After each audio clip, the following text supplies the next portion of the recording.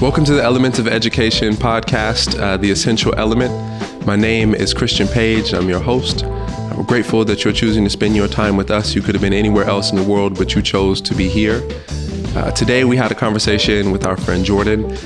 Jordan wears a couple of hats in our schools. One of them is being the college counselor in each of our schools. And so our conversation with Jordan today focused on what do students' futures look like post-school? What does it look like to mentor people as they think about their future and engaging their community? And how do we be as individualized and intentional as we can with asking them, what is it that they want to do in the future and building a plan around them? Conversation with Jordan was insightful. We had a lot of fun having the conversation, and we hope that you enjoy it as much as we enjoyed having it. Our school, we really believe in relationships, and that is emphasized through mentor group. And so I wholeheartedly believe in that. What do they need? I have to be able to answer that question. And that takes a little bit of time. The biggest teacher, I think, is failure. The brain works in failure. And those failures are actually synapses rewiring themselves in your brain. And think about where you want to be. Because when you find your place, you find your people. And our purpose is attached to people. You know, when there's a phenomenal teacher, when there's a phenomenal educator, when there's a phenomenal mentor, one of the mistakes that we make is we make it look too easy. Like, everyone sees the shining moment on stage. No one sees, right, like the hard time spent.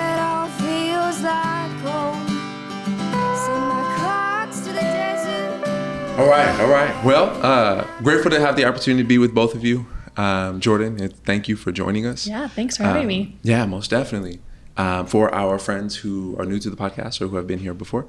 So your name is Jordan. Jordan Villalpando. Yes, come on. Right. And you're a teacher at SOTA. You teach history, but you also serve as the high school college counselor as well. Yep. So you have an interesting, right, dual FTE in this conversation. Yeah. I'm curious for you, right? Like, can you tell us a little bit about who you are? Yeah. And a little bit about like how you've been intentional about helping young people navigate their post-secondary space. Yeah. So thanks. I'm glad to be here.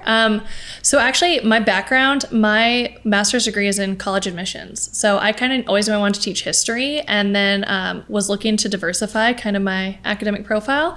So got a master's in education administration and worked in an admissions office. And so I've always had a passion for post-high and just the opportunities it can afford students, but also like really aware of like the pratfalls and privilege that come into that space. So when I started at SOTA teaching history, I had a great time. I love teaching history. I'm passionate about students understanding real history and seeing all sides of a story. But a couple of years ago, I got approached about taking some of my FTE to help our students navigate post-high, and I saw that as a real gap in our system. So I volunteered to take on that role, and it's been super amazing to watch students, some of whom, you know, are driven to go to college, some of whom aren't really sure about what opportunities that affords them or even if they can get there. Working with them has been super rewarding because I firmly think every student should have the opportunity to go to a post-high institution that they're interested in, and I've been really lucky to help navigate them there and help our mentors really cultivate a program that encourages students to look at what they're interested in and what their doors are after they go through SOTA and Sammy an idea. Yeah. So tell me about that relationship, right? Because you're mentoring. Yeah. But then you're also in a, right, like Yeah. you teach, but you teach teachers, right? Or you mentor, Yeah. you mentor mentors, right? About this transition in between Yeah. the two. How does that work? What does that relationship look like in between you and the mentors? Yeah, so I have been working with our mentors for a couple of years with this, and I think it really goes back to the trust we have as a staff, in that we look at our staff and we see all of us come to the table with life experiences and educational backgrounds and prior jobs. And so, you know, as I jumped into that, the staff really said, let's go. Like, you come from this background, you've done some of this work. And I feel like that's just like speaks to the trust our staff has in each other and that our system has in our staff to say, like, we don't have a post-high 4-year program, Jordan. Run with it. We have an amazing internship program, which helps students start thinking about that. And so I've been really lucky to work with Fonda and the rest of the Next Move department to find a way to help our students get there. And our mentors have been super game to learn how to walk kids through just like a tough period in their life where they're not sure what they want to do, and they're getting, family input, friends input, and finding a way to help them hone in on what they want to do one day. What do you see as some of the barriers? I mean, I think it's, it's interesting working in an art school. A lot of the assumption that comes, you're here to study art, like you're going to become lifelong artists. And I think we always want SOTA students to be lifelong artists. But as we're thinking about how does that prepare them to go into this academic world post-high, what are some of the barriers they face as young artists, as young creatives, exploring that space? I mean, working with them, what do you see? Yeah, I think that, our students have such a great focus on their art form here, and we want to expand the idea of what an artist is. That an artist doesn't mean maybe you're making money creating art for a living, but that an artist sees the world in a different way. They see it three-dimensionally. They see all aspects of it. They come at things with a creative mind and a mind for how can I fit this to my space or expand this in my space. And so I think that when we're talking about cultivating artists and then how can they take that post-high, it's saying art can look really differently for every person. Like, I consider teaching an art. I think that what I do is art every day. And so telling students and guiding them to schools and programs that will allow them to study any number of topics, and also explain to them how there's a whole range of extracurriculars and programs that will allow you to use that art or use the skills that you've developed as an artist in college or jobs or internships or wherever you go after SOTA. Yeah, it's been cool to see. I mean, some of our graduates too end up in just these amazing spaces using an art degree. Like, I think of somebody like Melanie Cole, who graduated studying theater at SOTA, and then she went on, worked for, in New Orleans, worked for humanitarian relief, like providing emergency humanitarian relief through the federal government for people that are experiencing tragedy. Or you think someone like Cecil Goodson, who graduated studying visual art from SOTA, but then went on to work for Blue Origin, building like a makerspace, and now he's working back in Tacoma for Metro Parks. So all these connections, what I find so fascinating about that, and I'm curious to see what your thoughts is how do we as mentors connect students to, here's my art form, here's what I get excited and I get stoked about, what are the options for me going forward? Because I think as young people, often you think, I'm going to be a visual artist. That means my life is going to look like X, and I'm going to have a room full of easels and paint, and that's my life. Not seeing that there are thousands of other options for how to use that, just as one example. Yeah, and I would use a student that graduated a few years ago that I think is a really great example of that. Eve Robinson graduated and was a dance major and had danced with Metro Parks her whole life, passionately loves dance. She went on to Loyola Marymount, where she learned that I'm going to minor in dance, but I'm going to major in physical therapy, because the movement of the body and the beauty of the body is what I love about dance. I love what the body can do, and I love the way it flows, and I love helping fix those things that don't work. And she's currently in physical therapy school pursuing her doctorate, and it's a way to combine her passion of movement with science, with this profession that she sees as super beneficial to her community, which is, one of our pillars that she really values. So I think it's saying, what do you love about art? Let's look at other ways we can put that into effect. Well, and it gets back to what you were saying, that like you find art and the artism in many things that you do, like even in teaching. And so I think specifically about Eve's example, like just right down to the anatomy and physiology class, where we were designing sculptures to replicate the human body and understanding those pieces from an artist standpoint along with the scientific standpoint. So let's get down to the nitty gritty about that. As mentors, how do you practically navigate students through that experience? Like, they come in as a 9th grader, they're excited about their art form. I'm going to hear it because I'm going to be a rapper, or I'm going to, start a rock band, or I'm going to be a theater person. How do I find over the course of 4 years that path that connects to something that maybe 4 or 5 years down the road? It's all about relationships. It's about the relationships that mentors have with their students, and it's relationships with students in mentor group. So student comes in, with a passion for theater. Do every theater program we have here, take every class, but let's also talk in mentor group about what we love about theater. Is it that we love working as a team? Is it that we love being the star? Is it that we have this amazing voice and we love to show it off? And within our mentor group, we have students of all 4 grade levels. So it's those conversations of like, hey, I came as a theater major and I love this. Here's how my science class has changed the way I thought about theater. Here's how my history class, when we studied the Harlem Renaissance, changed the way I think about dance. So those relationships between students have been super beneficial in having students have real conversation about what we love and how that changes as we take our other classes. So I think it's all about our relationships, and that's the strongest thing we have at our schools is the relationships we build with our kids. I'm curious, like, I love that idea of relationship coming first, right? Yeah. And being able to start that conversation at 13 or 14, or, you know, like as a young person entering the high school space. I'm curious, right, like how that relationship allows you to navigate some of the difficulties in this process, right? Because it's not cute. I mean, I'm first person in my family to graduate from college, like, and, you know, there's been, right, like, you know, you're 17 and you have to be able to showcase federal tax returns for a FAFSA. You may be navigating WASFA. You're taking the SAT, ACT, right? Like, how does that help? I think we learn so much about our students when we genuinely show them we care about them. So from the time freshmen come in, they have an adult and their mentor, but I think so many of us mentor our kids in so many different ways. We learn about them, we learn about their families, they share with us what life is like and the things they've gone through. And I see all the time, like, I am blown away by our staff who have volunteered their time to drive out to PLU and sit in a financial aid meeting, because I'm going to vouch for that kid and I'm going to tell financial aid why this kid needs help. Or the teachers that will spend hours writing letters of recommendation for our kids. College is no joke. And the financial system in our country that does not allow for equity of access is so real, and it's so unfair. And it's up to us as adults to say, I'm going to be real with you, but I'm going to help you figure out the best path forward. So working with students, we have, you know, our social worker, we have our admin, and we just have a place where students can feel vulnerable and honest and not navigate it alone. We all have been through this. You know, all of our staff has gone to some sort of post-secondary institution. We have people on staff whose kids are currently going through it. So I really crowdsource as the college counselor. I have filled out the FAFSA, but I'm going to be really honest. I was lucky that my parents had been to college and knew how to do it. But I have people on staff who are currently doing it with their children. So I'm going to sit down with them and say, hey, I don't actually understand this question. How would you answer it? How can we help this student? And that's been really beneficial to realize that, like, we are a community where we're all invested in these kids and we're all here to help them in any situation they have coming.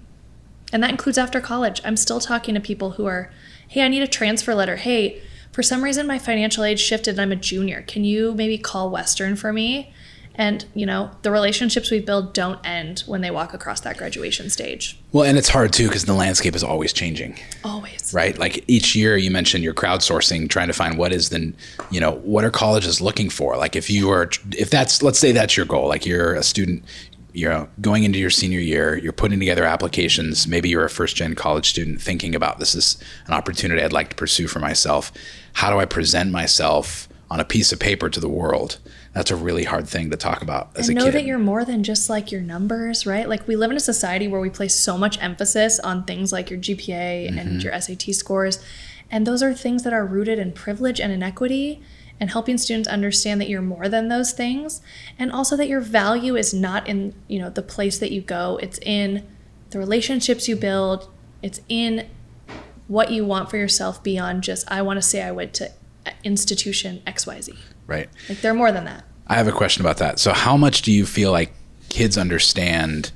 I mean, I'm putting myself in this situation here because I remember the pressure you feel as like a 17, 18-year-old kid growing up in the 90s. Like, your value and your worth comes from where you go after you go to high school. And if you get into college, you get into a 4-year university, you're on path. And if you don't, terrible things are going to happen to you. That's like the message that That's what society tells us. Right. Like, and how do you, I mean, as an adult looking back now, I'm like, that really wasn't necessarily true. Like, I think there's a certain amount of privilege that comes along with going to a 4-year university, and it's almost like a gate that you have to get through for many professions. But I wonder, how do we prepare kids to see the bigger picture of the kind of person we want them to become, like you were saying, beyond just that next thing in line academically? I'm going to be real. I don't always know if we can. I think that 17 and 18-year-olds, I mean, all of our high school students are developing their own belief systems, and they're separating from their families, and they're figuring out, and it's a stubborn time for them. Yeah, and I want to sure. respect that and say, I always tell students I'm a real talk college counselor. I'm going to sit down with you and I'm going to say, why are you going here versus there when there's, you know, a $75,000 difference? And I can say that till I'm blue in the face. And I just want students to have options. I think that's the biggest thing with this whole conversation. You know, Emily Wickman once told me, and I quote this all the time, is that you come into high school and your list of options is 10 miles long. And every choice you make while you're here either makes that list longer or shorter. And I want you to have the longest possible list going into your senior year. I want no doors shut for you. Yeah. And if that means that, like, you know, Ivy League is your goal and you're going to go there, like, we can talk about that and what that practically means, but I just want you to have the option. I want you to have the option to go into the Ironworkers Association if that's what you want. I want you to have the option to go to Clover Park and study whatever you want to study there. I think that trying to have our students understand, I think, goes back to relationships, that if they trust me, and if they trust that I always have their best interests for them, they're going to hear that very differently than a kid that doesn't have a relationship. And I say, well, are you sure? Like, just so you know, like, this is that lone scenario or that scenario. So it all goes back to the community we're building at SOTA and Sammy and Idea.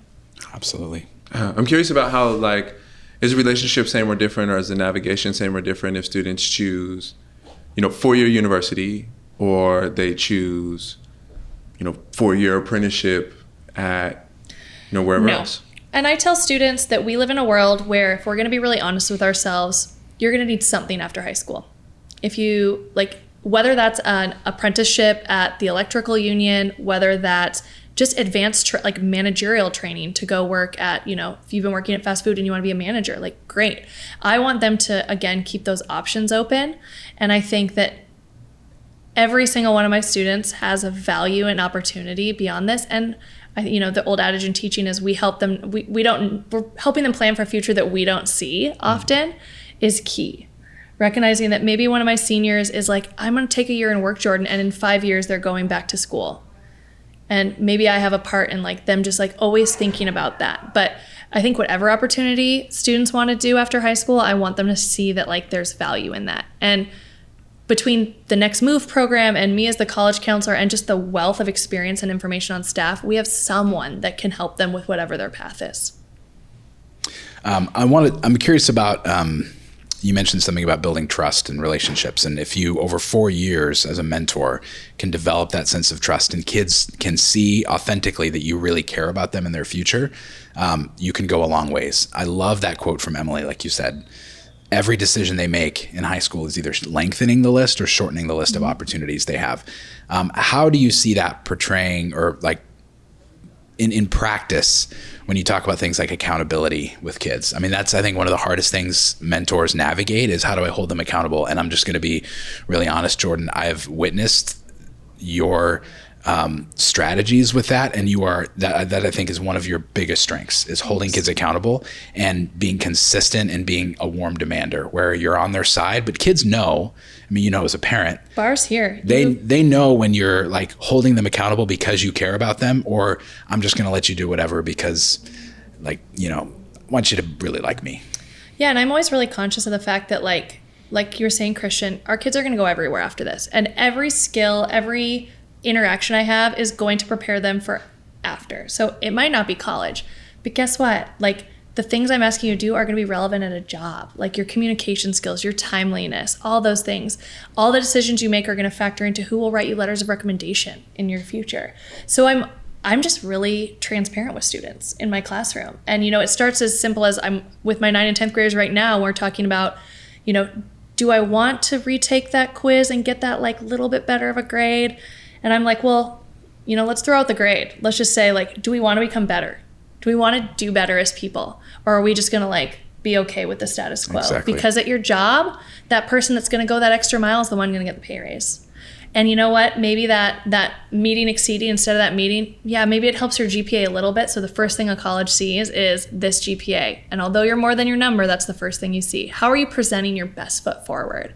And I think when I'm transparent and honest with kids, and when I tell them I always have their best interests at heart, whatever they do, it makes them trust me and it makes them show up for me in a way that I think is really cool.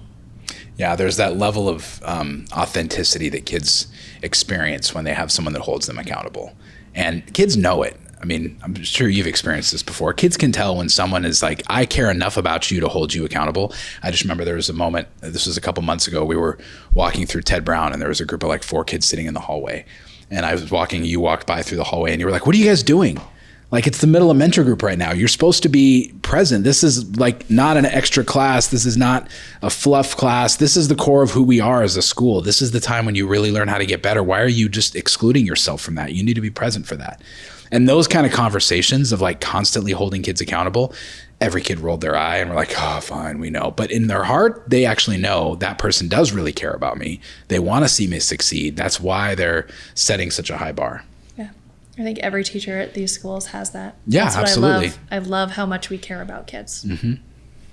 Yeah, I'm wondering how you help students navigate the transition, or, right, if this is just what they do, right? Because this is an environment that's not like a lot of other environments, right? Like, just to be clear. Right? Totally. That level of accountability, that level of love, that level of mentorship, about relationship, right? And if I end up going to a campus of 40,000 students, where I'm sitting in a lecture auditorium, right? There's a world that I think we want to see, and there's a world we have to deal Acknowledge, with. Yeah. And I think it goes back to, I have seniors right now, and I'm being honest with them. I'm holding them to like firm deadlines, and they're like, Jordan, come on, man. And I'm like, your professor at Giant State University with 20,000 kids does not care that you have this. Not because they don't care, but because they, have 20,000 students, whatever.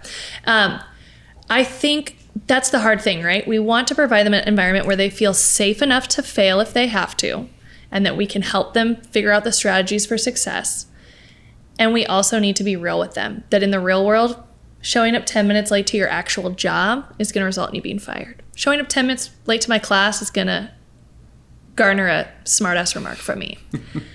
And I think just, again, being transparent with them and saying, like, these are life skills. They're not college skills. They're not school skills.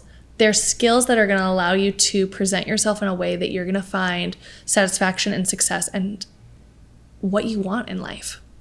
And that's really important. And I think that message, if we started it at freshman year and we keep saying it and we keep being consistent with that message, maybe by sophomore year, some get it. Maybe by the day they walk across that stage, maybe it's 10 years from now when they throw me an email and they're like, remember when you said that?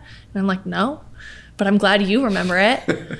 Like, that's what we do. And that's what we do. Can I ask you, I think this might be a spicy question. Love it. So setting it up, right? Yeah. So when I teach creative writing, the first unit all the time is this is what we talk about. We talk about identities. We talk about the ways in which we operate in the world. And then I ask them the question, right? What dominant narratives do you have a counter story to tell to? Right? Like, help me understand, like, where are people telling half-truths about who you are that you need to be able to debunk in the world? And I'm wondering, right, like, as you talk about navigating post-high school, what myths exist for students? What half-stories exist for students that are kind of common or dominant narrative at this point that you think have to be debunked in students' minds in order for them to be successful post-secondary? I think we have to debunk the idea of what college is and what it symbolizes in our society. Because I think we put it on this pedestal, like you said, Zach, of like, this is the end all be all. And if you don't go to a 4-year college, and if you don't live in the dorms, and if you don't know exactly what you're going to do day one, you're screwed, you're failed. And I'm constantly hearing students that are like, well, I don't want to start a community college. I don't want to take out loans. I think that's too scary. I don't want to not know what I'm going to major in. Like, my parents say if I don't go to this school, and a story I tell, which is probably one of the most powerful things that happened to me as a high school student. I had a teacher in high school who I came in after visiting the college I ended up going to, and I came in and I was so proud. I was like, I'm so stoked. I visited this campus. I loved it. And he looked at me and he said, that college isn't good enough for you. How dare you devalue yourself? And I went home and I sobbed. And I still went to that college and I had the best experience of my life. And I tell students all the time, don't listen to the voices of other people. Know what's right in your heart. And that moment shaped how I teach. It shapes how I talk about post-high, because I want students to know that their truth is all that matters. And if they know in their heart that they're not ready for this or they need to start here, I want to help give them the skills so they can articulate that and feel confident and proud. There is no shame in starting at community college. There is no shame in starting anywhere. There's no shame in taking a year off to figure your life out. And I think our society as a whole, and certainly I think we all have to be aware that all of us who went to a 4-year institution, we all have jobs that require bachelor's and master's degrees. We are dangerously at risk of putting that on kids too. And so it's just recognizing the absolute value of every kid's path and helping them figure out what that is for them. Because society is going to tell them that this is what matters. Yeah, and I think there's a huge misconception of what percentage of society actually participates in that narrative and who doesn't. Totally. I just recently saw this stat that I think in Washington State, 29% of graduating seniors go on to a 4-year public university in Washington State. And we have a system, a K-12 system that prepares kids for a 4-year university when less than a third are actually participating in that.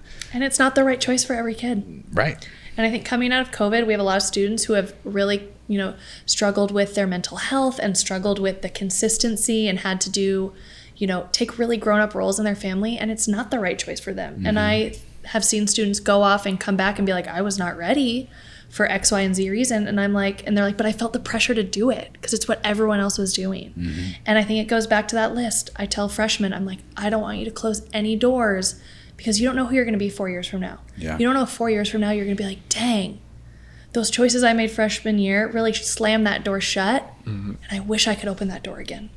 And to me, that kind of conversation having with students is only possible when you have trust in a relationship with someone like a mentor. It doesn't exist when you're a college counselor at a comprehensive school with 400 kids on your caseload and you get 2 meetings with them for 30 minutes in their senior year to help them navigate those kind of complex realities of their own life. Yeah. Yeah, and I think because of I don't necessarily know that I would call it a luxury because it's been intentional, I think, in these schools. But I'm interested, like we've used the term right choice, mm-hmm. right? And kind of arbitrarily in this conversation. And I think one of the maxims, right, I think in Sammy SOTA and IDEA is this idea that like there's individualized support for students. And so I'm curious, like when you're working with individuals, how do we decide what's the right choice? So my first moment with every senior is, letting them know that I'm here for whatever they need. And I start with the idea of like, what do you like to do? Like, what do you enjoy? Because I think if we start with like, where do you want to go to school? Or, what does your family want you to do? It takes them out of it. So I always start with like, what are you passionate about? Because if they're passionate about electrical work, then maybe the union is the best, an apprenticeship is the best path. And they might not ever have heard someone say that to them. Or, if they're like, I love theater, but they're going to school without a theater program, well, let's talk about like, what are you gonna come away in 4 years feeling really solid about, because it's about your choice. So I think my biggest, my first step is sitting down and just saying, who are you and what do you like to do? I unfortunately don't have all 133 of our seniors this year, but I know someone who knows them really well. Mm-hmm. And if I don't know them really well and I talk to their mentor, every mentor at the school can talk a little bit about every single kid. And so I feel like we are already set up for success in that someone is always looking out for every kid at this school, and it helps me do my job better because I don't have to know every single kid super in depth, but I know someone who does. And I know someone who loves and cares for them and knows about like the realities of their life that are going to help me do my job better. So it's so funny you say that. I was just telling Christian this in the car. I went to a fundraiser last week for Palmer Scholars, mm-hmm. which traditionally has been like a college scholarship for kids. And in the last 4 or 5 years under Jonathan Jackson's leadership, who's the new executive director, well, not new anymore, but they've really expanded and they call that their legacy program. And now they have this whole pre-apprenticeship program mm-hmm. that provides kids opportunities into all these different fields. And the keynote speaker was Ijeoma. Did I pronounce it right? Ijeoma Olu. And she was amazing, gave this incredible speech. And that was the one thing she said. When she grew up in Seattle, going through high school, she was labeled gifted, went through the school program. When it became hard for her to continue to focus on school, she was labeled lazy. And her brother, who came behind her, she said, was labeled troubled. And these labels stuck with them all the way through school. And the one thing she said was that no teacher the entire time ever sat down and asked her, what do you like to do? And that conversation never occurred to anyone to even ask. The assumption is this is what you need to do. As long as you're performing for me academically, you have value, but no one is going to sit down and ask you what you like to do, what your passions are. And so she went into tech did tech for a while, and then in the middle of the pandemic said, I actually don't really like this at all, and started writing. And now she's a New York Times bestseller. It's like, oh, that's a couple times over, right? And just the fact that you just said that, that's the first question. Just talking to kids and saying, what do you like? What are you passionate about? What do you want to do? Should be the starting point of the conversation of mentorship. Absolutely. Man, I'm on the edge of like, there are some times where I say things or where I know things, where I get to practice things that I know in essence are privileged, right? And I'm wondering, right? This might get into spicy territory. Is that a privilege to be able to be asked that question, right? Because what you do you mentioned, like? You think that question? I think in the interest of post-secondary planning and in the interest of college counseling, right? But what if you take that off the table? What if when I have a meeting with a senior, instead of me coming as a college counselor, which obviously I am, I'm just asking to get to know them, because maybe that's not their best option. And I think I think I have to take that off the table. I have to get to know the kid first. Yeah. And I'm called the college counselor. Certainly, like, that's like where I do most of my work. But not every kid is going to go to college. And I think, for all of us at this table who are in our 30s or 40s, like, that was our mindset growing up. And even just like the language you use is shifting. And I think asking just the question and having them reflect, which hopefully after 4 years at SOTA or ID or CME after 3 years, someone has asked them that so many times that they've been able to be like, what do I like? And I think it's privilege if I'm thinking about it in terms of like, okay, we're going to take what you like and find a major. Yes. But I think just saying like, what do you like? And maybe that's me connecting with Fonda and saying like, this kid loves this, and I don't know if college is the best option. Like, I want to encourage them to have that choice, but I don't want to force them down any path. But starting with just like what you're interested in and what you're passionate about could open so many doors that aren't college, that I feel comfortable saying that it's not necessarily privilege in that context, I guess. Go ahead. I was just saying, I'm so glad you said that, because assuming that we're talking about the context of profession as to why you would ask the question of what you like is wrong. You're not asking the question to say, what do you like so I can help find you a career? You're saying, what do you like so I can get to know who you are as a person? And that to me is what we're really after, right? We're after allowing kids the freedom to find where they find value and identity. And maybe that translates into a profession. Maybe it does in a different way that they may not know, and it might take 5 years.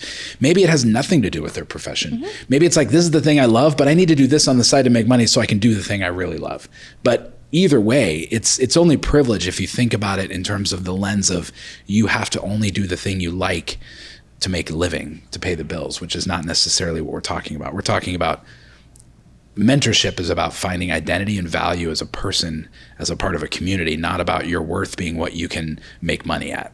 Yeah, and I don't think that I'm headed in that direction. I think I'm a part of the choir and the necessity of asking that question. Oh, for sure. I know you're as a softball, you're lobbing it up for us. But I really think like in terms of scalability, right? Yeah. Because we're talking about at SOTA and IDEA, like that's a small contingent of individuals. There's maybe 1,700 people that are split between 3 different places, right? And with that level of individualized support, I'm asking for scalability because everyone won't get in to those schools, right?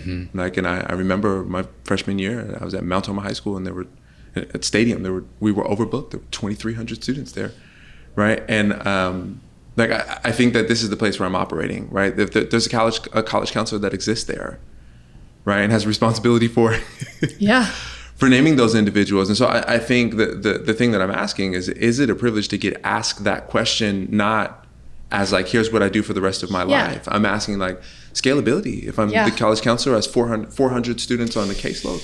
Yeah, and I've been at SOTA for 13 years, and I've been in this role doing this for 4 years, and I worry about the kids that came before I had this role. It is a privilege that every kid is known at our school. I think it's a privilege, and I wish it wasn't. I wish it was just the standard in education. Like, that's also the truth. I think the word privilege makes me think like, I don't know, this is what education should look like. Every kid should be known and loved and valued for who they are and not what they're going to do post-high. And so I think we're so lucky at SAMI and SOTA IDEA that we've cultivated that, and we continue to cultivate it every Wednesday in mentor group and every day that we connect with these students.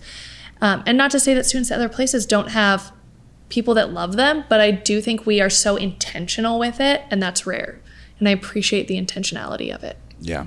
And I think more importantly, I feel for the college counselors at, a large comprehensive school where they have 400 kids on their caseload, because it puts such an unfair burden on them to try to spend with the resources they have the time to develop those relationships.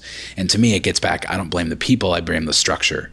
If that's how school is structured and you're using that system to try to build relationships, it's not going to work. You have to break the system down and provide a different structure that is more intentional and more aligned with your values. If your values are around relationship and around mentorship, then your schedule, your structure, how you use your resources will reflect that. If it's geared around how many kids you can get into college, or what your average GPA is, or another metric that, maybe an external metric that's put upon you, then you're going to design a system to perform that. And then the relationships become secondary, and it becomes, how do I get you to perform so that my institution can succeed? Yeah, most definitely. And I think that's the area that I'm aiming at, right? Is that I think that this is a conversation around both and, right? Like, here's my soapbox. Are you prepared? Is that oftentimes, like, we will put the onus on it, and no different than you would watch teachers who maybe have a space that's ineffective and then place the blame on the students for not meeting the bar. Totally. Right? I think that sometimes we will have certain expectations as a system and then look at the adults, right? And say, no, it's because you're not building enough relationship with those 400 students. Exactly. Right? Yeah. And that intentionality is, that could be an amazing human being who's there, and it is humanly impossible. We are human. Exactly. Right? And I feel like I'm failing so often.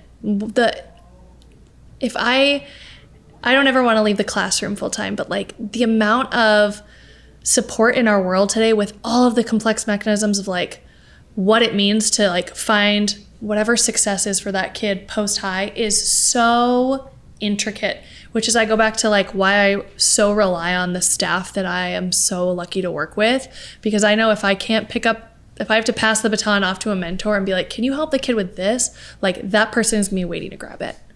And I feel lucky that I have a group of people that I trust and who trust me to always be looking out for kids, because it's so much.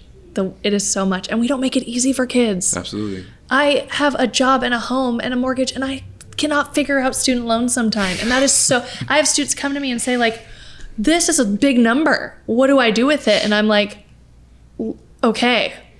It's just so much that we put on these kids' shoulders. We put so much confusing stuff, and then we put the layer of expectation on them, and we expect them to just like figure it out. And it's a broken system that I'm going to help get them through as best I can. Yeah, absolutely. It's a good way to put it. Yeah. Man, thank you so much, Jordan. I mean that in the sense of like, thank you for coming to hang out with us today and for sharing your ideas with us. But also thank you like for the work that you do for students at SOTA. It's amazing. And I know it's difficult, and I know it's I spent the time in college admissions as well. Yeah. I've like spent my whole life around the conversation of equity and access. And I'm grateful, right, that you're willing to, even as messy as it might be, as ugly as it might be, but willing to stand in the gap for students. And so thank you for, your service to this community and for the impact that you've had on students thus far. Thank you. I'm really glad you guys had me on in May, because this is the best part of my job, is where I get to see these kids who are so proud of the choices they've made. And as I get to watch them walk across the stage, I'm just so psyched for how psyched they are about their futures. And that's really cool to see. Like, I think so many of them are sad to leave here because of what we've built with them, but also they're so stoked to go off and put everything into practice that they've absorbed here. I don't want to say what we taught them, because I think so much of it is from their peers and from so many people, but this is a fun time of my job right now. Yeah. It's a good time of year. I know that we're supposed to wrap up, but can I ask you one more question? Because I think this is important. It is graduation day. Yeah. Right? It is your last day with the student who you've been, working with since they were 14. What words of advice do you give them before they take off? It makes me almost emotional, because I'm thinking about like my senior mentees who I just was with them, today, and it's be authentically you. Don't be cynical about a world that you could easily be cynical about, and realize that everything you do can create and foster change. Use relationships and skills you've built here around being an artist, but I think the very core of it is be authentically you. Like, you are the only you on this planet, and you are designed for greatness, and go do those great things. And I will be here if you need to hear that again. I tell students that a lot. I say, if you need a hype girl, I'm your hype girl. And I have students come to me and they're like, I just need you to tell me I'm going to graduate. And I'm like, you're going to graduate. It's going to be amazing. And I want to be that for all my students for, as long as they'll let me. Awesome. Ultimate hype girl. Yeah. It's my That's subtitle. Awesome. We're changing your role now to ultimate hype girl. I try. History teacher / hype you ultimate up. hype girl. / ultimate hype girl. I'm here for it. Yeah. Awesome. Thanks for having me, you guys. This is fun. Thank you for joining us. Cool. Elements of Education is a 501c3 nonprofit organization in Tacoma, Washington, dedicated to changing public education to better serve the specific and diverse needs of students in our public schools. For more information about how you can support the work that we do, please visit elementsofed.org, or you can find us on Instagram at Elements of Education or on our website.